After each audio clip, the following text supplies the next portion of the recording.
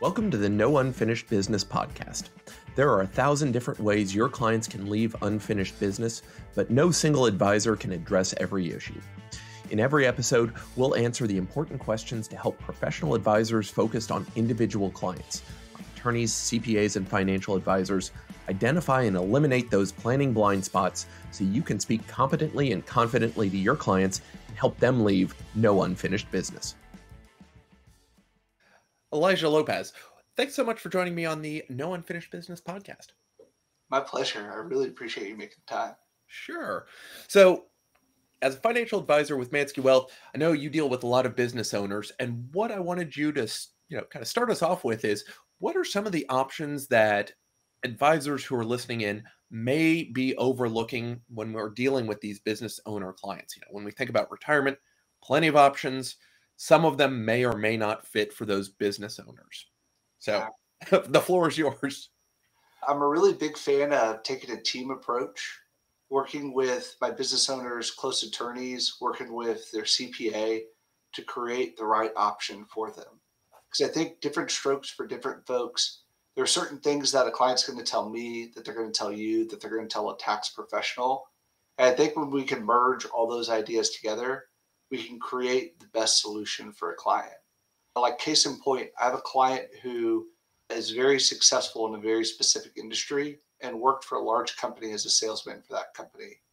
He decided to go off on his own and create his own company.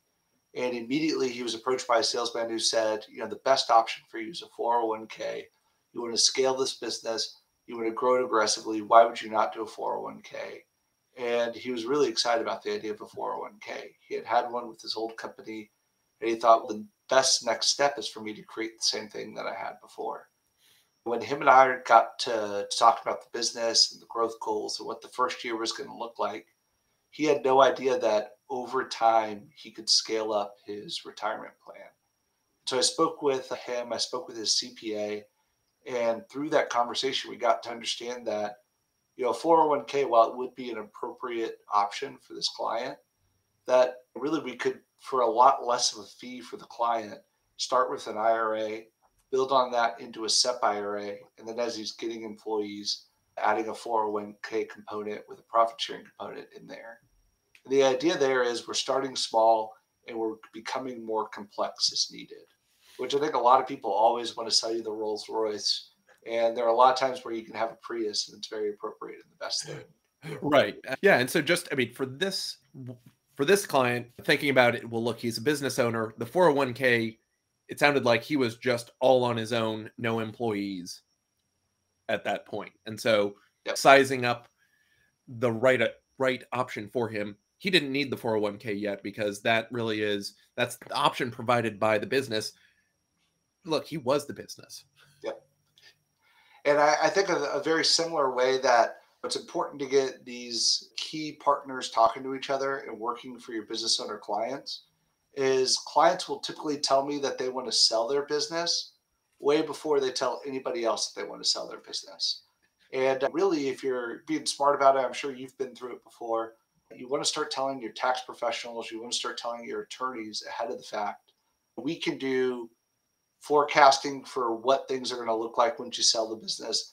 We can help with the investments after the sale, but really you need to make sure that your business is scalable, that there's an active market out there to buy your business, that people are even interested in buying your business before we talk about what the proceeds of that business is going to look like or how we're going to successfully make you launch after the sale of that business. But once again, I think if your key planners and key advisors aren't talking, that's something that's just lost in translation, or that people are making up for after the fact and you're not getting just a best case scenario. Yeah. And so talk to me a little bit, IRA, SEP IRA, and 401k. How do you go through that progression for the business owner? Because I guess I would have thought just the SEP IRA, that's you all by your lonesome with no entity. Why wouldn't you start with that versus the IRA? Well, really it comes down to who the individual is and how much they're looking to contribute within a year. And typically when it comes to how much they can contribute, that's something I leave up to the CPAs because that's a portion of the business's income and the individual's income. So sometimes you'll have a business that isn't very lucrative and you just make an IRA contribution, there's no need for that SEP IRA because you're not even going to hit the limits of that IRA contribution within a year. Yeah. Now, for a lot of folks that they've got a tightly knit business and they're making a lot of cash and they're looking to max out their contributions, I think that's when the SEP IRA makes a lot of sense. So there are folks I work for where they're white collar executives and it's just, or they're white collar professionals, excuse me, and it's just them and an admin or, them and their wife. I think in a situation like that, you would want to save a lot of cash and you want to do it aggressively. And the SEP is a great tool for that. Okay. And on the SEP, are there any ownership requirements to keep in mind? What specifically do you mean there? I, correct me if I'm wrong. I thought there was it had to be self-employed, meaning you're not working for an actual entity, an LLC or something like that. This is where you tell me, what should we be thinking about? Who are some people who may be either in and considering this, or people who should kind of be written out of this because they're not going to fit in the mold? Yeah, I've seen some larger SEP plans, but typically you want it to be less than 10 folks if you're going to fit into the mold of a SEP. Really, if you're a larger institution, that's when you want to look more toward a simple IRA or a 401k. And I think if you have a business where people aren't making a whole lot of money, you don't think they're going to save very aggressively, a simple IRA is a great way to be in compliance with the Department of Labor without running into too many compliance issues. And once again, keeping it simple and having vast investment options. I think Yeah. 401ks are great when somebody wants to scale and somebody wants to more aggressively save because of the amount of cash they're making in their business. Okay. And when do you start looking and thinking about having that 401k in place? Yeah, I think the cash requirements really make a difference here. You have to remember that the more you scale and the most complex we can get is like a defined benefit pension plan. Mm-hmm.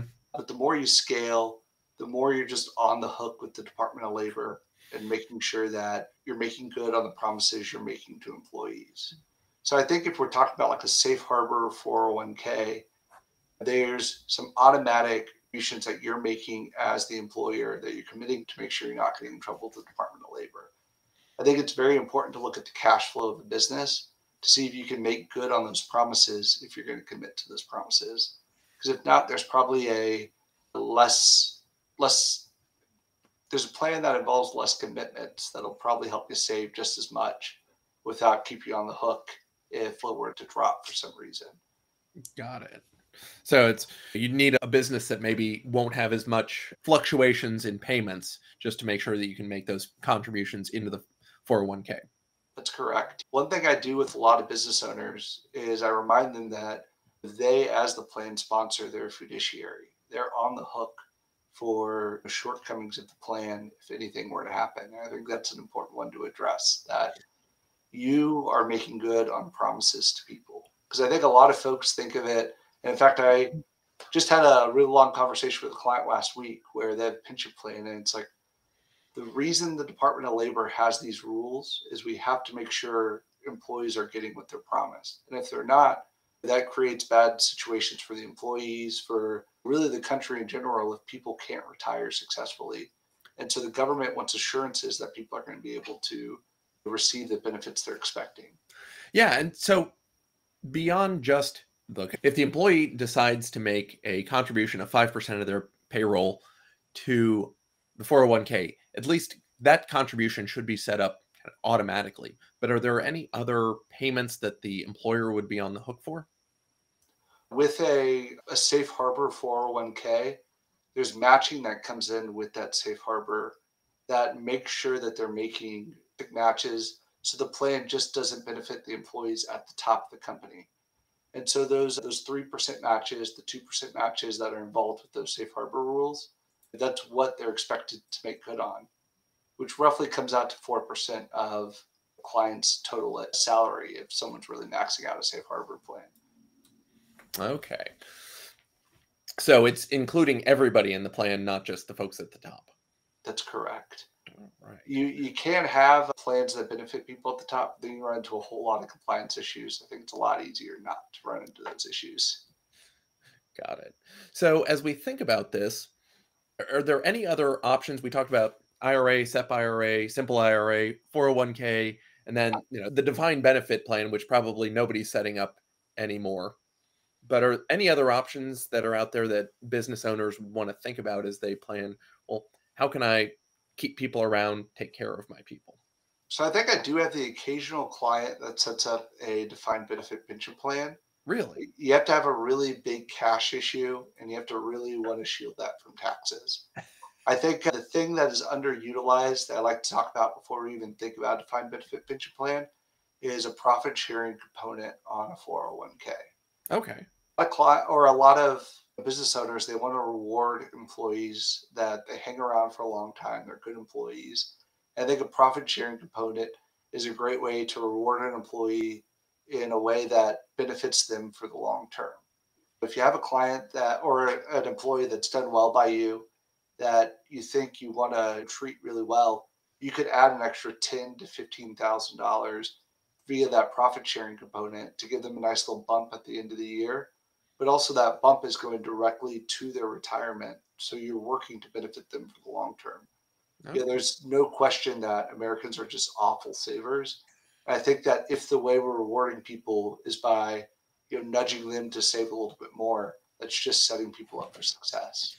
Yeah. And so, Elijah, when we think about that, I mean, when you say that profit sharing component, is there any additional requirement, or is it just, I agree, as a one off, it's December 31st and the mood has struck me, employee X gets a bonus of profit sharing bonus of $10,000, and I don't have to do anything else other than make sure the money ends up in their 401k.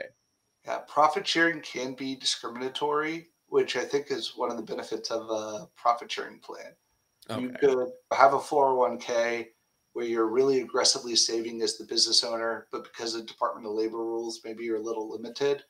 You could use that profit sharing component to benefit yourself a little bit more, key employees a little bit more. But then if you don't want to, benefit other folks, you have the freedom and flexibility to be able to do that. Excellent. One of the other things we had talked about before, Elijah, before we started recording, really was it's all well and good for us to come up with all of these plans, but how do we make sure that clients actually follow through on this? And so I'm going to give you the chance to really open it up. And what was the behavioral stuff you were thinking about? Yeah, I've been reading a lot about libertarian paternalism and behavioral finance, and it's really taken a key role in my practice. The idea of libertarian paternalism is completely apolitical. If you think of something when you think of libertarian, just completely throw that out of your mind. A libertarian meaning that people are free to make whatever decisions they so choose. But paternalism with the idea that we're trying to watch over our clients and to nudge them in positive directions. One thing that Manske Wealth is well known for in the Houston community is the way that we reach out to clients. We have a mantra of every client every month. And I've learned that over time that clients will react differently based off of who they are and what they're looking to achieve over time. They also will make good decisions and poor decisions based off their experiences. And I think when you know your clients really well, you can start to see where they're acting goofy or where they can easily get distracted and start to shepherd them in the right direction. Right. What are some of the things that, as advisors, we can do to help clients just stay on the path that we've spent all this time and effort designing for them? Yeah. Well, I think the first thing is just to understand clients for who they are, to understand that there are some things that we can explain to clients that are perfectly logical from a personal financial planning perspective, but that are not going to gel with clients, regardless of whether or not you agree with it. To give you a good example, over the last few years, we had a point where it made more sense to save money than it did to aggressively pay down a mortgage. Right now, savings rates are higher than a lot of folks' mortgage. And so there's no reason to aggressively pay down a 2% mortgage when you can go get a 4.5% CD with any big bank. I'll explain that to clients that look, the money you're putting into a CD or that you're putting into a high yield savings account, it's outperforming your mortgage. And there are folks I work with that they're just uncomfortable with debt. They don't like the idea of debt. They've got different biases for one reason or another, and you have to work around that. And so for me to say, well, that's just illogical, you need to disregard it, that's completely forgetting the person that I'm working with. And I think that's a miss for me as an advisor if I don't take that into account. Got it. Yeah, and just thinking about all those other options. Well, Elijah, anything else to think about when it comes to how do we make sure our clients get what we need done? Well, I think I could talk about different ways of getting client tasks done effectively for the next half hour, but I know we're running low on time too. Well, hit some of the high points. I think that when you know your clients well, you can just really speak to them when they're making missteps. So, like, there's been studies that show that we as humans just work in a herd mentality. And that even if we know the correct answer to a question, a really easy question too, like, what is the sky? The sky is blue. If we see that the popular group is saying that the sky is green, people will intentionally answer questions wrong just because we go with the herd. I think we can look at a fair amount of examples in investing history where you could tell that something wrong was afoot in investing and that people just went with the herd, even though they knew to do something better. Yeah, I think the last 5 years, investing in tech was the popular thing to do. And last year, tech was down 30% while the general market was down 20%. In 2020, I had clients that were saying, why do you want to buy oil and gas? Oil and gas is doing atrociously. But some of those same clients are grateful now that the market has changed. But I think if we get stuck into these herd ideas of like, look what's happening right now, it's just shooting yourself in the foot. Or there's this idea of availability heuristics, where people use what's easily available to help make their decisions. So there have been studies where you'll sit someone down and here, I'll do it with you, John. Name 5 words that begin with the letter K. Oh, nuts. This is way harder than it should be. Kryptonite, clock, klutz, kleptomaniac, knock, And so, so studies have shown that if I follow up with, okay, now name 5 words where the third letter is K. rock. No. Yeah. No idea. It's So going to be even worse. in the English language, there are about twice as many words, or excuse me, yeah, twice as many words that have the third letter as K as begin with the letter K. But it's easier for us as humans to think of words that begin with the letter K than to suss out where's the third letter of K in a word. And the same thing happens with investing, where people use what's available and what's easy to make investment decisions instead of focusing on what's here right now.